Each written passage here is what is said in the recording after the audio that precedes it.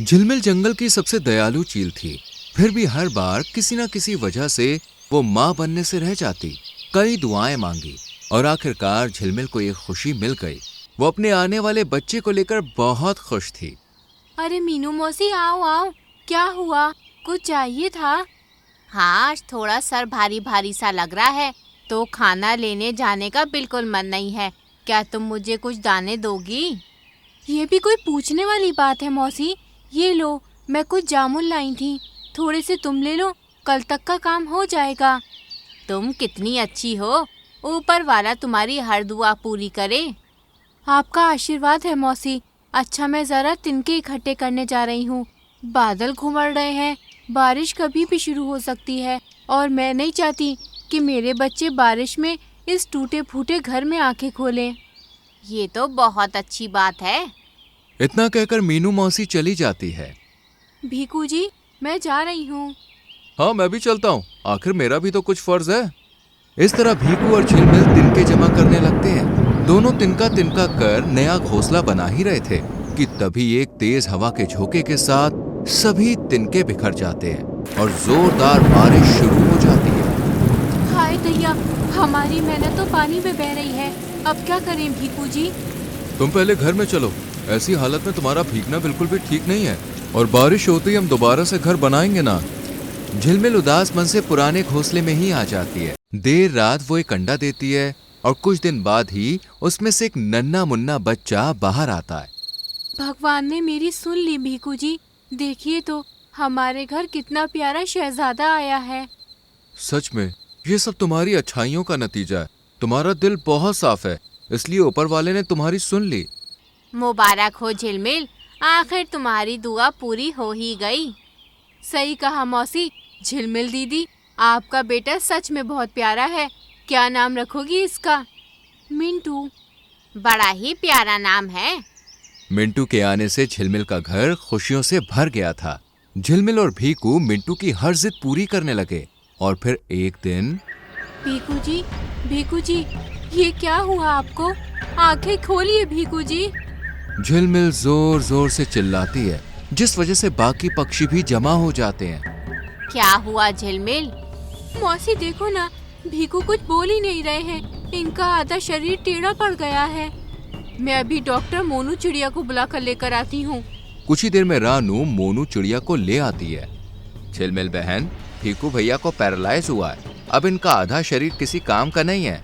ये ना तो कुछ काम कर पाएंगे और ना ही बिस्तर से उठ पाएंगे। ये सुनकर झिलमिल के तो होश ही उड़ जाते हैं और वो फूट फूट के रोने लगती है। हे भगवान, जाने किस जन्म का बदला ले रहा है तू मुझसे। ये मेरे भीकू जी को क्या हो गया? हिम्मत रखो झिलमिल बहन, अब तुम्हें ही भीकू भैया और मिंटू का भी ख्याल रखना है। सही कहा रानू। झिलमिल, तू ही हिम्मत हार जाएगी तो फिर कैसे चलेगा?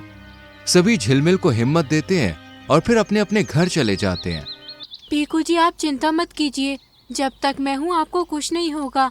मैं दिन रात आपकी सेवा करूँगी। फिर देखिएगा, आप बिल्कुल ठीक हो जाएंगे। मम्मी, भूख लग रही है, कुछ खाने को ले आओ ना। हाँ बेटा, अभी लाती हूँ। इस दिन से झिलमिल दिन रात मेहनत करती है। वो भीकू का भी बहुत ध्यान रखती है और मिंटू का भी। मिंटू भी अब काफी बड़ा हो चुका था, लेकिन वो अपनी माँ की मदद करने की जगह उल्टा उसे ही सुनाया करता था। क्या मम्मी, ये रोज रोज बाजरे के दाने लाकर खिला देती हो? मुझे आज मीठे मीठे आम चाहिए बस। ऐसे जिद नहीं करते बेटा, मौसम कुछ ठीक नहीं है, किसी भी वक्त बारिश हो सकती है। ये मेरी गलती नहीं, तुम्हारी है। अब मैं नहीं जानता, मुझे भूख लगी है और अभी आम खाना है। झिलमिल बेचारी आंखों में नमी लिए आम की तलाश में निकल जाती है। बाहर निकलते ही बिजली की तेज गड़गड़ाहट के साथ झमाझम बारिश शुरू हो जाती है। ये बारिश भी अभी शुरू होनी थी। आम का पेड़ तो अभी भी बहुत दूर है, पर मैं ज्यादा देर तक यहाँ रुक भी तो नहीं सकती। भीकू जी की दवाई का टाइम हो रहा है। रानू चिड़िया अपने घोंसले में से झिलमिल को देख रही थी। झिलमिल दीदी, ओ झिलमिल दीदी, सुनो तो। क्या बात है रानू, कोई मदद चाहिए क्या? बारिश में तुम इधर उधर भटक रही हो, फिर और मुझसे पूछती हो मुझे मदद चाहिए क्या? क्या करूं रानू, मिंटू को भूख लगी है और उसे आज आम खाने का मन है, तो बस वही लेने जा रही हूँ। पर इतनी बारिश में भीग गई तो तबीयत बिगड़ जाएगी। तूफान भी बढ़ता ही जा रहा है, तुम रुको। रानू तुरंत अंदर जाती है और 3-4 आम लेकर आती है। ये लो झिलमिल दीदी, ताज़े आम है, मैं आज सुबह ही लाई थी, तुम इन्हें ले जाओ और जल्दी घर जाओ। लेकिन फिर तुम क्या खाओगी? मेरे पास और है, तुम ले लो। रानू का अपनापन देखकर झिलमिल की आंखें भर आती हैं। वो रानू के दिए आम लेकर घर पहुंचती है और भीकू को दवा देने लगती है। मिंटू, एक आम लाना तो तुम्हारे पापा को खिला दूं। आम तो मैं खा गया मम्मी, बहुत टेस्टी थे। तुमने सारे आम खा लिए, अपनी माँ के लिए पापा के लिए भी नहीं छोड़े। अरे तो भूख लगी थी, पूरा दिन बस कोई ना कोई भाषण ही देती रहती हो मुझे। जाओ, मुझे नहीं बात करनी आपसे। मिंटू रूठ कर अपने कमरे में चला जाता है। झिलमिल फिर से भारी बारिश में बाहर जाती है और कुछ गेहूं के दाने लेकर घर लौटती है तो उसे मिंटू की आवाज आती है। अच्छा हुआ जो मैंने 2 आम अपने कमरे में छुपा दिए, वरना मम्मी तो इन्हें भी ले लेती। अब मैं मजे से कल भी आम खाऊंगा। वाह बेटा, तुम अब ये भी करने लगे हो, मुझे नहीं पता था कि तुम इतनी स्वार्थी हो। ये सब देखकर झिलमिल का दिल टूट जाता है, पर फिर भी वो खुद को संभालती है और भीकू को खाना खिलाती है। अगले दिन मिंटू, मौसम विभाग ने चेतावनी जारी की है, कल से भारी बारिश और तूफान रहने वाला है, इसलिए तुम आज ही मेरे साथ हमारा नया घोंसला बनवा लो। इस घोंसले की हालत बिल्कुल भी ठीक नहीं है। क्या मम्मी, तुम भी? पिछले साल भी तुमने यही कहा था, पर कुछ हुआ क्या? नहीं ना, उल्टा जंगल में सबसे मजबूत हमारा ही घोंसला था। तुम चिंता मत करो, इस बार भी कुछ नहीं होगा। बस करो मिंटू, कभी तो अपनी मम्मी की बात सुन लिया करो। मैं उम्र में और तजुर्बे में तुमसे बड़ी हूँ और मैं कह रही हूँ ना, ये घोंसला सही नहीं है, हमें दूसरा बनाना होगा और तुम्हें मेरी मदद करनी होगी। मैं नहीं कर पाऊंगा कोई मदद, मुझे नींद आ रही है, मैं सो रहा हूँ। बिस्तर पर पड़ा भीकू अपने बेटे का ये बर्ताव देखकर बहुत दुखी होता है। वहीं झिलमिल भी दुखी थी।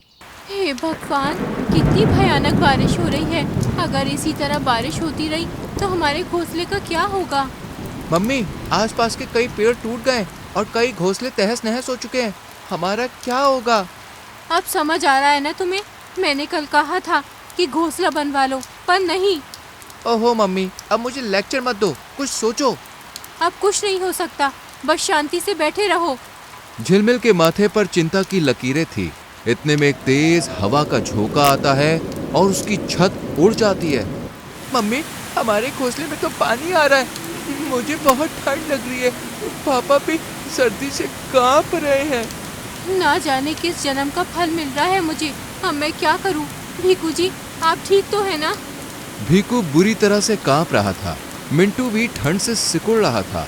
वहीं झिलमिल भी पूरी तरह से भीग चुकी थी। मिंटू, मेरी मदद कर तेरे पापा को उठाने में। लेकिन हम जाएंगे कहाँ? फिलहाल किसी पेड़ की डाल पर बैठते हैं। मिंटू और झिलमिल भीकू को लेकर एक पेड़ की डाल पर पहुंच जाते हैं, जहां पानी बहुत कम आ रहा था। पर दूर से रानू चिड़िया और मीनू मौसी उन्हें देख लेती हैं। झिलमिल, तुम सब बाहर क्या कर रहे हो? बारिश बहुत तेज है, बाहर रहना सुरक्षित नहीं है, जल्दी से घर के अंदर आओ। हमारे घर की छत उड़ गई है मौसी, पूरे घर में पानी भर रहा है। तो मुझे क्यों नहीं बताया? जल्दी से यहाँ आ जाओ। झिलमिल तुरंत मिंटू और भीकू के साथ मीनू मौसी के घर में पहुंचती है। ये लो, पहले तो गरम गरम चाय पियो और जल्दी से बदन पोंछ लो। आग जला दी है, उसके सामने बैठ जाओ। आपका बहुत बहुत शुक्रिया मीनू मौसी, आप न होती तो पता नहीं हमारा क्या होता। इसमें शुक्रिया कैसा, तुमने तो मेरी कितनी बार मदद की है। चलो अब शांति से चाय पियो और फिर सो जाओ। अगली सुबह झिलमिल का बदन आग के अंगारे। अब मेरी गलती है, मैंने आपको कभी नहीं समझा। एक बार वापस आ जाओ ना मम्मी। इस तरह झिलमिल चली जाती है, लेकिन मिंटू पूरी तरह से बदल जाता है। वो ना सिर्फ दिन भर काम करता है, बल्कि भीकू का भी पूरा ख्याल रखता है। मम्मी देखो, पापा धीरे धीरे ठीक हो रहे हैं, काश तुम भी हमारे साथ होती। तो बच्चों, कैसी लगी आपको कहानी? पसंद आई हो तो लाइक और शेयर करके चैनल को सब्सक्राइब करें, जिससे आने वाली कहानियां मिस ना हो।